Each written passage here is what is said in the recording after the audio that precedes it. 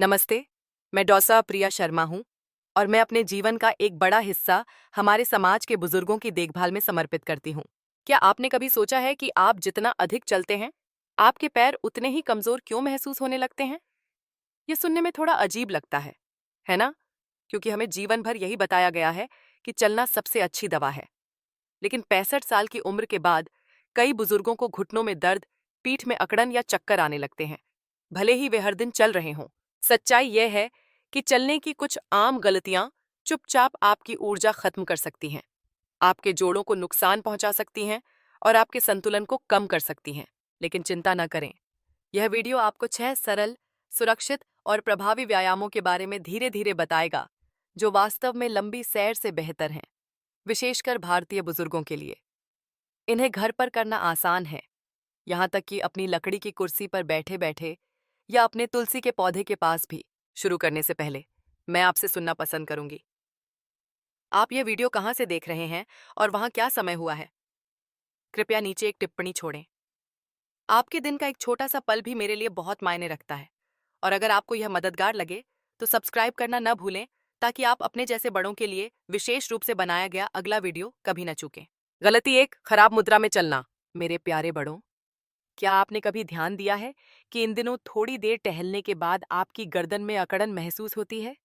आपकी पीठ में दर्द होने लगता है और आपका सिर थोड़ा भारी लगता है, जैसे कोई वजन ऊपर से नीचे की ओर दबा रहा हो। यह अक्सर इतनी चुपचाप शुरू होता है कि आपको इसका एहसास ही नहीं होता। लेकिन समय के साथ आप खुद को सिर आगे की ओर झुकाकर, कंधे अंदर की ओर सिकोड़कर और कमर थोड़ी मोड़कर चलते हुए पा सकते हैं, खासकर अगर आपकी आंखें जमीन की ओर देख रही हों या आपके हाथ पीछे बंधे हों। यह मुद्रा हालांकि आम है, हानिरहित नहीं है। डॉक्टर बताते हैं कि जब आपकी गर्दन आगे की ओर झुकती है और कंधे लंबे समय तक झुके रहते हैं, तो यह रीढ़ की हड्डी पर दबाव डालता है और मस्तिष्क में रक्त के प्रवाह को कम करता है। इसके परिणाम स्वरूप बार बार चक्कर आना, धीमी प्रतिक्रिया, पीठ दर्द और यहाँ तक कि खराब नींद भी हो सकती है। आपकी ऊपरी पीठ और गर्दन की नसें तंग महसूस करने लगती हैं और आपके पैरों की मांसपेशियों को आपको सीधा रखने के लिए अधिक मेहनत करनी पड़ती है। यह एक मूक बोझ बन जाता है, जिसे कई भारतीय बुजुर्ग हर दिन बिना जाने उठाते हैं। हमारी संस्कृति में हम अक्सर भोजन के बाद मंदिर या बाजार तक टहलने जाते हैं, लेकिन हम शायद ही कभी इस बात पर ध्यान देते हैं कि हम कैसे चल रहे हैं। कभी कभी बहुत पहले बनी ये आदतें अब हमारे बूढ़े होते शरीर के लिए अच्छी नहीं रहती। और फिर भी इसका समाधान जटिल हो ये जरूरी नहीं है। एक छोटा सा अदृश्य अभ्यास है, जिसे गुजरात, पश्चिम बंगाल और तमिलनाडु के हजारों बुजुर्गों ने चुपचाप घर पर ही करना शुरू कर दिया है, बिना बाहर कदम रखे। इसे अदृश्य कदम कहा जाता है। यह देखने में कुछ भी नहीं लगता है, लेकिन यह धीरे धीरे आपके पैरों को जगाता है, रक्त को हृदय की ओर पंप करता है और आपकी रीढ़ की हड्डी को बिना दबाव डाले सहारा देता है। यहाँ बताया गया है कि आप इसे कैसे कर सकते हैं। अपनी लकड़ी या प्लास्टिक की कुर्सी पर सीधे बैठें, पैर जमीन पर सपाट रखें। अब अपने पंजों को फर्श पर रखते हुए अपनी एड़ियों को धीरे धीरे ऊपर उठाएं। फिर धीरे धीरे इसे उल्टा करें। अपनी एड़ियों को जमीन पर रखते हुए अपने पंजों को ऊपर उठाएं। इस गति को 3 से 5 मिनट के कादादे के पास 3 से 5 मिनट तक एड़ी पंजा दोहराएं, जैसे आपकी सुबह की प्रार्थना की एक नरम लय हो। यह क्यों मदद करता है? जब आप एड़ी और फिर पंजे उठाते हैं, तो आपकी पिंडली की मांसपेशियां एक प्राकृतिक पंप की तरह काम करती हैं। वे रक्त को आपके हृदय और मस्तिष्क की ओर ऊपर की ओर धकेलती हैं, जिससे रक्त संचार में सुधार होता है और आपके पैरों में सूजन या भारीपन कम होता है। यह विशेष रूप से तब सहायक होता है जब आप लंबे समय तक बैठे रहते हैं, जैसे टीवी देखते समय या दोपहर में आराम करते समय। यह छोटी सी हरकत आपकी रीढ़ की हड्डी पर जोर नहीं डालती है। इसके बजाय यह आपके ऊपरी शरीर को स्थिर रहने देती है, जबकि आपके निचले अंग सक्रिय रहते हैं। समय के साथ इससे संतुलन में सुधार हो सकता है, थकान कम हो सकती है और यहाँ तक कि मानसिक स्पष्टता में भी मदद मिल सकती है। कई बुजुर्ग बताते हैं कि इसे रोजाना करने के बाद वे चलते समय अधिक स्थिर महसूस करते हैं और सीढ़ियां चढ़ते समय कम थकते हैं। इसके लिए आपको योग मैट, स्पोर्ट्स शूज या अतिरिक्त समय की भी आवश्यकता नहीं है। आप इसे अपनी शाम की चाय पीते हुए, समाचार सुनते हुए या अपने पोते के स्कूल से लौटने का इंतजार करते हुए कर सकते हैं। यह शांत, सम्मानजनक है और आपके जीवन के इस पड़ाव के लिए बनाया गया है। जब आसन शरीर को चोट पहुंचाता है, तो गति उसे ठीक कर सकती है, लेकिन केवल तभी जब वह गति कोमल, सम्मानजनक और आपकी उम्र की वास्तविकता के लिए डिजाइन की गई हो। अदृश्य कदम भले ही छोटा हो, लेकिन इसका प्रभाव स्थायी होता है, उस शांत ज्ञान की तरह जो आपके जीने के हर साल के साथ बढ़ता है। गलती दो, बिना आराम के बहुत तेज या बहुत लंबा चलना। सुबह के शांत घंटों में भारत भर में कई बुजुर्ग अपने जूतों के फीते बांधते हैं, शॉल या टोपी ठीक करते हैं और अपनी दैनिक सैर के लिए बाहर निकलते हैं। यह आदत का एक नियम बन गया है, दूर तक चलने, तेज चलने, यह दिखाने के लिए कि उम्र ने हमें धीमा नहीं किया है। यह एक शांत गर्व का क्षण है। लेकिन कभी कभी बिना एहसास के हम खुद पर थोड़ा ज्यादा जोर दे देते हैं, खासकर 60 के बाद, जब शरीर उतनी सहजता से नहीं चलता जितना पहले चलता था। क्या आप कभी अपनी सुबह की सैर से ऐसे पैरों के साथ लौटे हैं जिनमें दर्द हो, दिल की धड़कन तेज हो या सांस को सामान्य होने में संघर्ष करना पड़ रहा हो? क्या आपने अपने गले में सूखापन या घर वापस सीढ़ियां चढ़ते समय अपने घुटनों में हल्की कंपी महसूस की है? यह इसलिए नहीं होता है कि चलना खराब है, बल्कि इसलिए कि बहुत तेज, बहुत लंबा या छोटे ब्रेक के बिना चलना वास्तव में शरीर को मजबूत करने के बजाय थका सकता है। डॉक्टर बताते हैं कि एक निश्चित उम्र के बाद शरीर का जलयोजन, संतुलन, मांसपेशियों की लोच और हृदय की कार्य प्रणाली बदलने लगती है। पसीने की ग्रंथियां धीमी हो जाती हैं, इसलिए शरीर को ठंडा होने में अधिक समय लगता है। पैरों की मांसपेशियों को ठीक होने में अधिक समय लगता है और हृदय, हालांकि अभी भी वफादार है, को बिना अधिक काम किए कुशलता से पंप करने के लिए एक धीमी गति की आवश्यकता होती है। यही कारण है कि बहुत से बुजुर्गों को सैर के दौरान या बाद में अचानक ऐंठन, चक्कर आना या सीने में हल्की बेचैनी महसूस होती है। ये कमजोरी नहीं है, ये शरीर की भाषा है जो थोड़ी और दया, थोड़ी और समझ की मांग कर रही है। लेकिन यहाँ अच्छी खबर है, आप अभी भी अपने दिन की शुरुआत हरकत के साथ कर सकते हैं, बिना बाहर निकले या अपनी सीमाओं को धकेले। और यह आपके बिस्तर छोड़ने से पहले ही शुरू हो जाता है। अपने शरीर को तैयार करने के सबसे कोमल और प्रभावी तरीकों में से एक है बिस्तर के पास टखने घुमाना और पैर को फ्लेक्स करने की दिनचर्या। यह हरकत, हालांकि सरल है, आपके पैरों, जोड़ों और रक्त वाहिकाओं को बताती है एक नया दिन शुरू हो रहा है। चलो एक साथ जागें। इसे करने का तरीका यहाँ बताया गया है। अपने बिस्तर से उठने से पहले अपनी पीठ के बल आराम से लेट जाएं। धीरे धीरे एक पैर को थोड़ा ऊपर उठाएं और टखने को छोटे घेरों में 5 बार घड़ी की दिशा में घुमाएं, फिर 5 बार घड़ी की विपरीत दिशा में। फिर अपने पैर को धीरे धीरे ऊपर और नीचे फ्लेक्स करें, जैसे आप अपने पुराने स्कूटर का ब्रेक दबा और छोड़ रहे हों। दूसरे पैर के साथ दोहराएं, धीरे धीरे और सावधानी से। ये टखने की हरकतें न केवल आपके जोड़ों के लिए अच्छी हैं, वे आपके निचले अंगों में रक्त संचार में मदद करती हैं, अकड़ी हुई मांसपेशियों को गर्म करती हैं और जब आप अंततः खड़े होते हैं तो गिरने या ऐंठन के जोखिम को कम करती हैं। इससे भी बढ़कर वे आपके तंत्रिका तंत्र को संकेत देते हैं कि शरीर शांत, स्थिर, बिना किसी झटके या तनाव के चलने के लिए तैयार है। लखनऊ, मैसूर और भोपाल के कई बुजुर्गों ने इस प्रथा को अपनाया है। वे कहते हैं कि इससे उनके पैर हल्के महसूस होते हैं, उनका संतुलन अधिक स्थिर होता है और उनकी ऊर्जा पूरे दिन अधिक सुसंगत रहती है। आपको योग शिक्षक की आवश्यकता नहीं है, आपको जूते पहनने की जरूरत नहीं है, आपको केवल अपने ध्यान की आवश्यकता है, ठीक उसी गद्दे पर जहां आपने आराम किया था।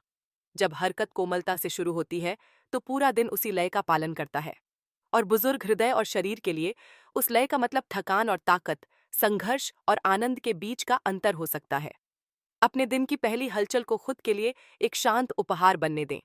अपनी उम्र को गलत साबित करने की दौड़ नहीं, बल्कि एक नरम अनुस्मारक कि स्वास्थ्य समझ से शुरू होता है। गलती 3, चलते या चढ़ते समय सांस रोकना एक ऐसी चीज है जो भारत में कई बुजुर्ग बिना एहसास के ही करते हैं, खासकर जब ऊपर की ओर चलते हैं, सीढ़ियां चढ़ते हैं या सामान्य से तेज चलने की कोशिश करते हैं। वे अनजाने में अपनी सांस रोक लेते हैं, इसलिए नहीं कि वे ऐसा करना चाहते हैं, बल्कि इसलिए कि हरकत के प्रयास में चुपचाप सांस चली जाती है। और इससे पहले कि वे ध्यान दें, उनका सीना तंग महसूस होता है, उनकी दिल की धड़कन तेज हो जाती है और थकान की एक लहर उन पर छा जाती है। क्या आपने कभी खुद को सीढ़ियों के ऊपर पहुंचकर सांस से बाहर और थोड़ा चक्कर में पाया है? या शायद पार्क में चलने के बाद आपका दिल उम्मीद से ज्यादा जोर से धड़कने लगता है, जिससे आपका मुंह सूख जाता है और सीने में भारीपन आ जाता है। यह सिर्फ उम्र या प्रयास के कारण नहीं है, यह अक्सर इसलिए होता है क्योंकि हरकत के दौरान सांस ठीक से नहीं बह रही थी। आप देखिए, 60 के बाद फेफड़े धीरे धीरे अपनी लोच खोने लगते हैं। छाती की मांसपेशियां अब उतनी लचीली नहीं रहती और डायाफ्राम उतनी ताकत से नहीं चलता जितना पहले चलता था। इसका मतलब है कि उथली या रोकी हुई सांस हृदय पर अतिरिक्त दबाव डालती है, जिससे उसे हर कोशिका तक ऑक्सीजन पंप करने के लिए अधिक मेहनत करनी पड़ती है। यही कारण है कि चढ़ाई के दौरान कुछ सेकंड के लिए भी सांस रोकने से अचानक थकावट या जकड़न का एहसास हो सकता है। लेकिन आपके शरीर को बेहतर सांस लेने के लिए प्रशिक्षित करने का एक कोमल तरीका है। एक ऐसा तरीका जिसे वाराणसी की कई दादियां और मदुरै के सेवानिवृत्त चाचा अब हर सुबह अपनी रसोई की दीवार के पास चुपचाप अपनाते हैं। इसे स्ट्रेचिंग कैट पोज कहा जाता है। नाम चंचल लग सकता है, लेकिन प्रभाव शक्तिशाली है। यह आसन आपकी पीठ को फैलाता है, आपके कंधों को ढीला करता है और सबसे महत्वपूर्ण बात, आपकी छाती और फेफड़ों में गहरी सांस लेने के लिए जगह बनाता है। जब इसे धीमी सचेत सांस के साथ जोड़ा जाता है तो यह तंत्रिका तंत्र को शांत करता है और मस्तिष्क में ऑक्सीजन के प्रवाह में सुधार करता है। इसे करने का तरीका यहाँ बताया गया है। एक दीवार से लगभग 1 हाथ की दूरी पर खड़े हो जाएं। आपके घर की कोई भी दीवार काम करेगी। अपने हाथों को कंधे की ऊंचाई पर दीवार पर रखें। फिर धीरे धीरे अपने कूल्हों को पीछे की ओर धकेलें, जिससे आपकी छाती आगे की ओर बढ़े और आपकी रीढ़ की हड्डी एल आकार बना ले। अपने पैरों को थोड़ा मुड़ा हुआ रखें। आपके पैर कूल्हे की चौड़ाई के बराबर दूरी पर हों और आपकी गर्दन शिथिल हो। अब जैसे ही आप खिंचाव बनाए रखते हैं, अपनी नाक से एक गहरी सांस अंदर लें।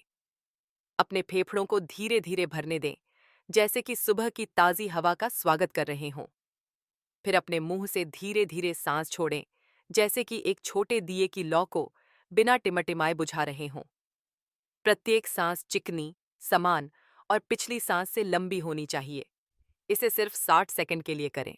कोई जल्दी नहीं, कोई जोर नहीं। प्रत्येक दोहराव के साथ आप अपनी पीठ की जकड़न को कम होता हुआ और अपने फेफड़ों को हल्का, अधिक खुला महसूस करेंगे। जो बुजुर्ग इसे रोजाना करते हैं, वे कहते हैं कि वे बिना सांस फूले अधिक समय तक चलते हैं, रात में बेहतर नींद लेते हैं और दिन के दौरान भी शांत महसूस करते हैं। यह कोई जिम कसरत नहीं है। यह एक प्रार्थनापूर्ण हरकत है जो आपके शरीर की गति और आपकी उम्र के ज्ञान का सम्मान करती है। और एक झपकी के बाद बिल्ली के कोमल खिंचाव की तरह यह आपके आसन और सांस में अनुग्रह और शक्ति दोनों वापस लाती है।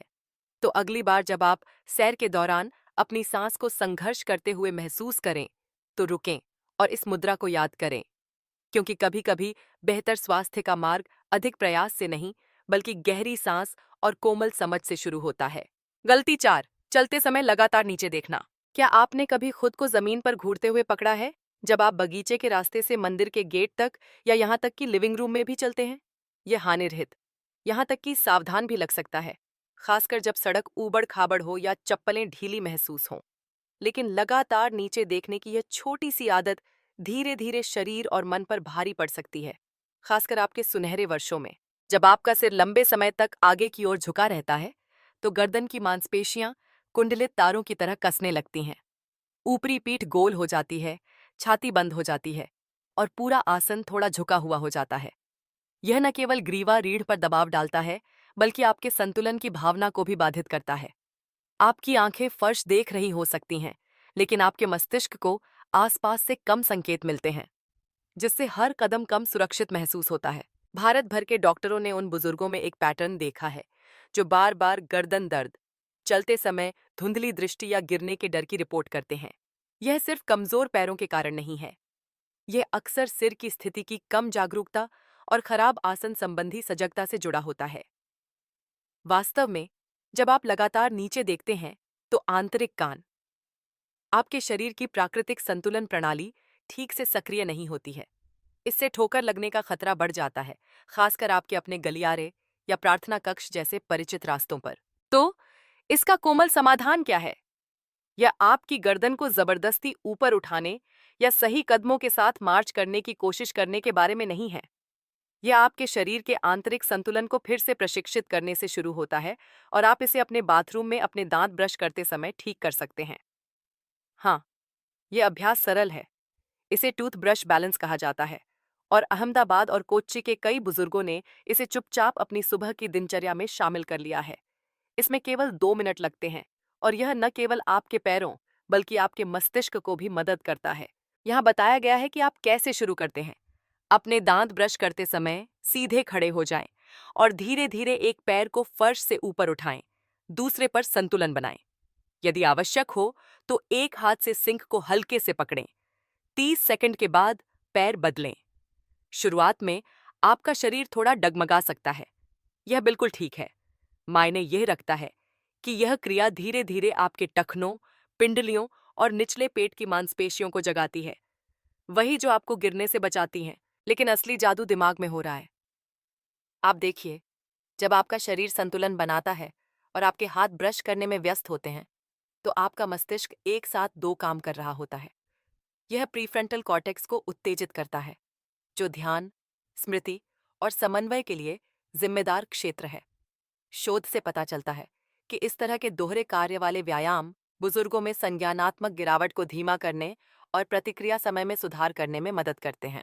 इस आदत के कुछ हफ्तों के बाद कई बुजुर्गों ने कम गिरने, तेज याददाश्त और चलते समय आत्मविश्वास की एक मजबूत भावना की सूचना दी है। यह शरीर और मन को एक छोटे लेकिन सार्थक तरीके से जोड़कर दिन को एक शांतिपूर्ण शुरुआत भी देता है। यह पारंपरिक अर्थों में व्यायाम नहीं है, यह एक नरम दैनिक अनुष्ठान है। आपके टूथब्रश, आपकी सांस और आपके संतुलन के बीच जुड़ाव का एक क्षण, और इसकी कोई कीमत नहीं है। कोई अतिरिक्त समय नहीं लगता है और वास्तविक परिणाम लाता है। तो अगली बार जब आप अपने दांत ब्रश करें तो जल्दी न करें। एक पैर उठाएं, एक सांस लें और भोर में फुसफुसाई गई प्रार्थनाओं की तरह शांत शक्ति को वापस महसूस करें। शांत और उद्देश्य से भरा। गलती 5, बिना सहारे के ऊबड़ खाबड़ जमीन पर चलना।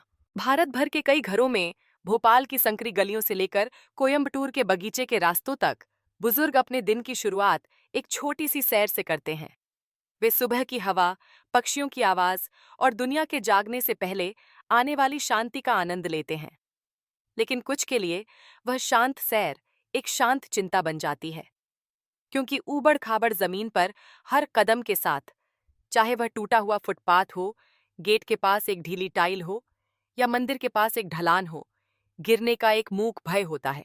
कई बुजुर्ग इसे स्वीकार करना पसंद नहीं करते हैं, लेकिन वे अपने दिलों में जानते हैं कि उनके पैर उतने मजबूत महसूस नहीं होते हैं और उनका संतुलन वैसा नहीं है जैसा पहले हुआ करता था। और फिर भी आदत या गर्व के कारण वे बिना छड़ी के, बिना दीवार पकड़े, बिना सहारे के चलते हैं।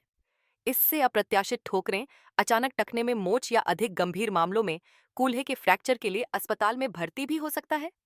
भारत में बोझ बनने का डर अक्सर बुजुर्गों को इस कमजोरी को व्यक्त करने से रोकता है। लेकिन प्रिय मित्र, अपनी सुरक्षा की परवाह करने में कुछ भी कमजोर नहीं है।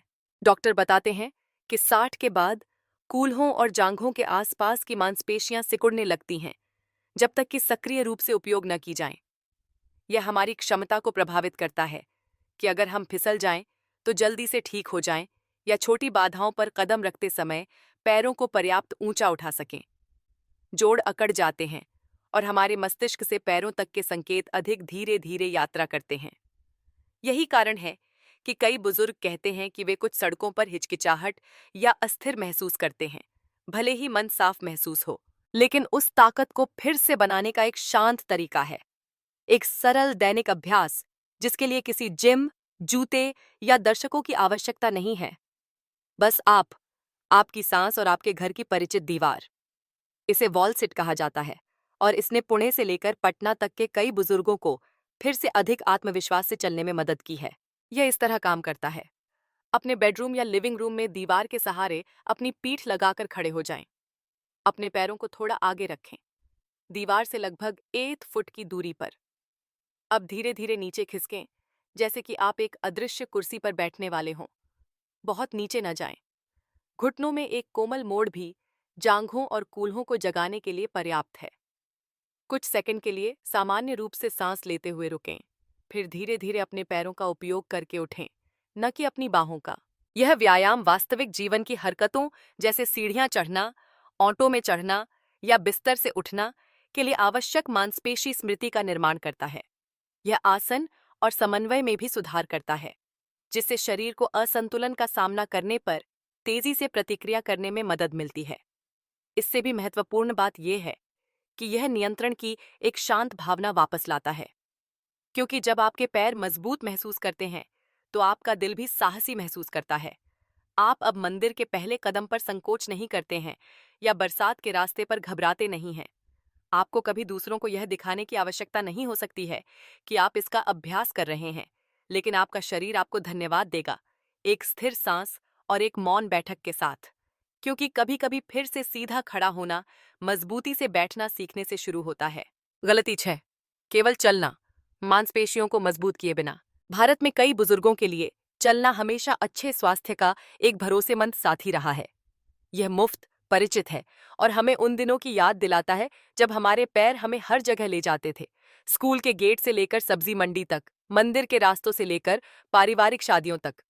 लेकिन क्या होगा अगर मैं आपसे कहूं कि 65 साल की उम्र के बाद आपके शरीर को मजबूत और सीधा रखने के लिए अकेला चलना पर्याप्त नहीं हो सकता है। आप देखिए, जबकि चलना रक्त संचार में मदद करता है और जोड़ों को गतिशील रखता है, ये गहरी मांसपेशियों को पूरी तरह से संलग्न नहीं करता है, खासकर आपके पेट, पीठ और कंधों के आसपास की मांसपेशियों को। ये मांसपेशियां आपके शरीर के आंतरिक ढांचे की तरह हैं। जब वे कमजोर हो जाती हैं, तो आपका आसन धीरे धीरे बदल जाता है।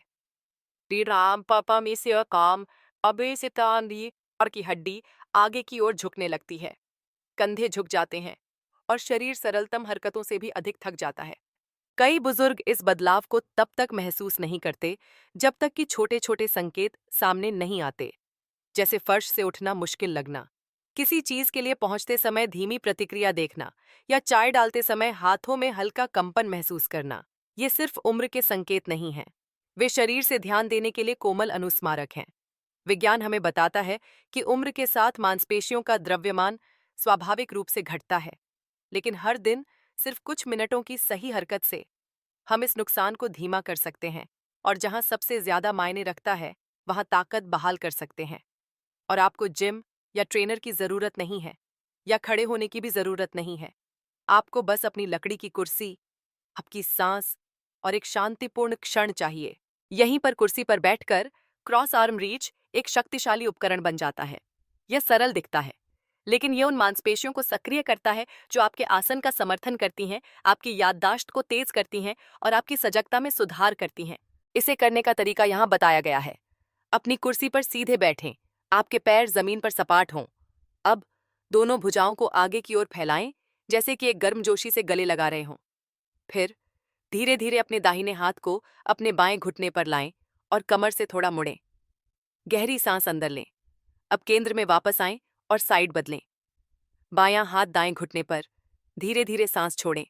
इस हरकत को प्रत्येक तरफ 10 बार दोहराने पर यह आपके कोर, आपके कंधे के जोड़ों और आपकी गर्दन की मांसपेशियों को संलग्न करता है। यह मस्तिष्क में रक्त परिसंचरण को भी उत्तेजित करता है, मानसिक स्पष्टता में सुधार करता है और हाथ के कंपन को कम करने में मदद करता है। आप इसे तब कर सकते हैं जब आपका दूध उबलने का इंतजार कर रहे हों, दोपहर के ब्रेक के दौरान या अपने पसंदीदा भजन कार्यक्रम को देखते हुए भी। सूरत, कोच्चि और नागपुर के बुजुर्गों ने साझा किया है कि कैसे इस छोटी सी आदत ने उन्हें अधिक सतर्क, अधिक संतुलित और अपने शरीर पर अधिक नियंत्रण महसूस कराया है। कुछ कहते हैं कि उनकी याददाश्त में सुधार हुआ है। दूसरे कहते हैं कि वे बर्तन उठाते या किराने का सामान ले जाते समय अधिक स्थिर महसूस करते हैं। यह जादू नहीं है, यह सचेत हरकत है। हमारे भारतीय घरों में हम अक्सर प्रार्थना में हाथ जोड़ते हैं। यह सरल क्रॉस आर्म हरकत भी उतनी ही पवित्र लगती है। यह शरीर को उन सभी चीजों के लिए धन्यवाद देने का एक तरीका है जो उसने दशकों के काम, परिवार और भक्ति के माध्यम से वहन किया है। तो अगली बार जब आप आराम के एक पल के लिए बैठें, तो इसे देखभाल का एक पल बनने दें। हाथ बढ़ाएं, गहरी सांस लें और याद रखें, ताकत हमेशा जोर से या तेज नहीं होती है। कभी कभी यह आपके अपने हाथों की नरम लय के माध्यम से चुपचाप आती है। अगर आपको ये व्यायाम मददगार लग रहे हैं, तो कृपया लाइक बटन दबाएं और चैनल को सब्सक्राइब करें। यह वास्तव में इस संदेश को भारत भर में और अधिक बुजुर्गों तक पहुंचाने में मदद करता है। जयपुर के शांत घरों से लेकर कोलकाता की व्यस्त गलियों तक आपका एक छोटा सा क्लिक किसी और का दिन रोशन कर सकता है। तो आज मेरे प्यारे बड़ों, हमने कुछ बहुत महत्वपूर्ण सीखा है। ये इस बारे में नहीं है कि आप कितनी दूर या कितनी तेजी से चलते हैं। सुनहरे वर्षों में सच्चा स्वास्थ्य सही समय पर सही तरीके से चलने और इसे छोटे सचेत व्यायामों के साथ धीरे धीरे संयोजित करने से आता है। क्योंकि जैसे जैसे शरीर उम्र के साथ बदलता है, जिस तरह से हम इसकी देखभाल करते हैं, उसे भी ज्ञान, धैर्य और सम्मान के साथ विकसित होना चाहिए। भले ही आप 60, 70 या उससे अधिक के हों, छोटी छोटी हरकतों की शक्ति पर कभी संदेह न करें। एक शांत टखने का घेरा, रसोई की दीवार के पास एक खिंचाव, ब्रश करते समय एक संतुलन। ये छोटे छोटे कार्य जो रोजाना किए जाते हैं, धीरे धीरे ताकत, संतुलन और स्वतंत्रता की गहरी भावना वापस ला सकते हैं। तो मुझे बताइए, आज बताए गए 6 सरल व्यायामों में से कौन सा आपको सबसे ज्यादा अच्छा लगा? नीचे टिप्पणी में 1 से 6 तक की संख्या टाइप करें। आपका उत्तर आप ही की तरह किसी शांत कोने में बैठे किसी अन्य बुजुर्ग को प्रेरित कर सकता है। और अब इसकी कल्पना करें। एक पुरानी लकड़ी की कुर्सी, खिड़की से धीरे धीरे पड़ती सुबह की धूप, हाथ में एक गर्म कप चाय और पृष्ठभूमि में धीरे धीरे बजते भजन।